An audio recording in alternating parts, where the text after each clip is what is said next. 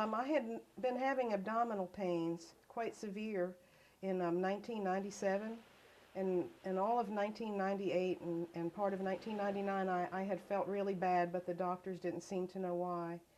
And then in June of 1999, my colon became blocked, and I didn't really know why, so they put me in the hospital, and I had emergency surgery for what they thought was diverticulitis. And after the surgery, I was told that I had very advanced cancer, that it had spread all over in my abdomen, and the prognosis was really bad. It was called mesothelioma. I had never even heard of it.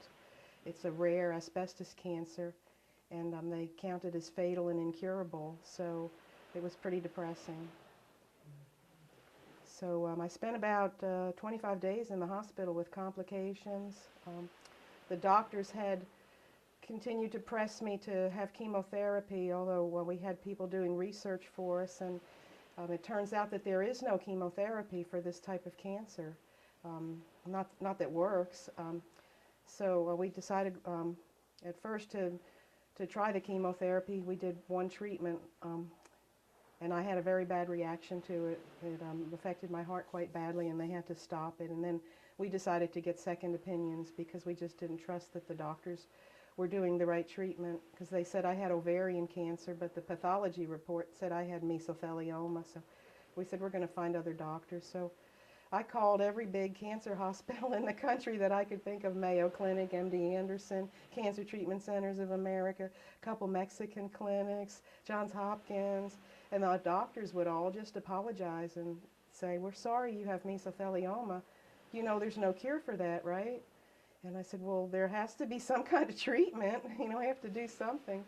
So we went to a Memorial Sloan Kettering in New York City and talked to their resident mesothelioma specialist. And he said that he'd only had 7 patients with mesothelioma in their abdomen, because it's very rare to have it in the abdomen, more in the lungs.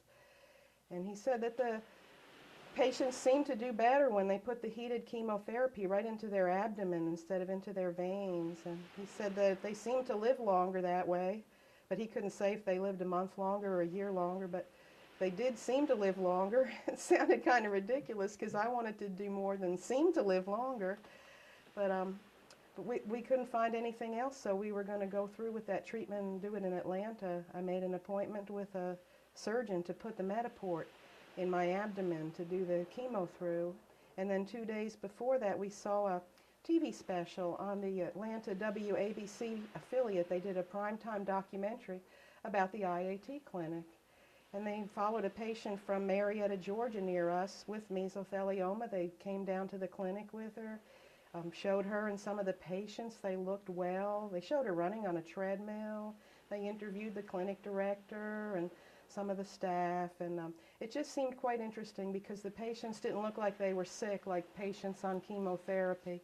And the TV station got me hooked up to talk to the lady who the TV program was on, and when I contacted the clinic, they gave me several names of other patients with mesothelioma.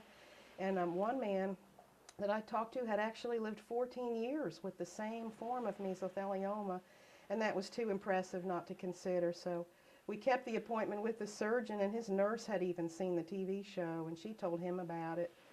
And he said, "I can't give you odds like that. I think you should go down there." So we made arrangements and came down, and were quite pleasantly surprised about the atmosphere at the clinic, and I seemed to respond well to the treatments right off. And so I started November 30th of 1999, and I've been coming ever since. There's been a few ups and downs, because cancer doesn't just stay the same. Sometimes there's complications, but all in all, I've done very well. The clinic's very pleased. I have a pretty much normal way of life, except for my treatment that I do. But I'm glad to have lived this long, because the doctors told me when I was first diagnosed that I had about 8 months to live, and that it would be rare to live a year.